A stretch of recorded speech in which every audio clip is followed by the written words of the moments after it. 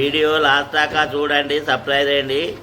పచ్చి కొబ్బరితోటి లడ్డు ఎలా చేసుకోనో వీడియో చూపెడతా. ముందుగానే కొబ్బరి తెచ్చుకొని దాన్ని కొట్టి ఈ పచ్చి ముక్కలను కొంచెం వేడి చేసుకోవాలి. పెన్స్ మీద కొంచెం ఇటు అటు వేడి చేయాలి.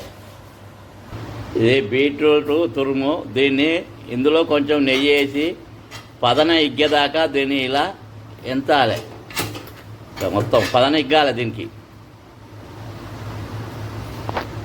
దానికి సరిపడా బెల్లాన్ని ఇలా ఒక గిన్నెలో వేసి కరిగించుకోవాలి.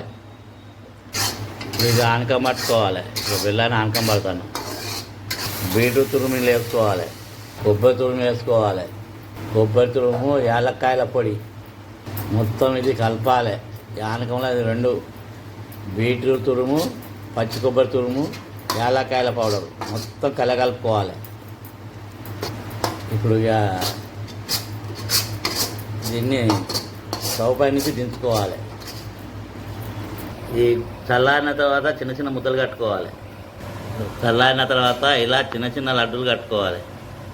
కొబ్బరి తురుము, క్యారెటు, బీట్రూట్ తురుము రెండు కలిపి ఇక లడ్డు కట్టుకున్నాం.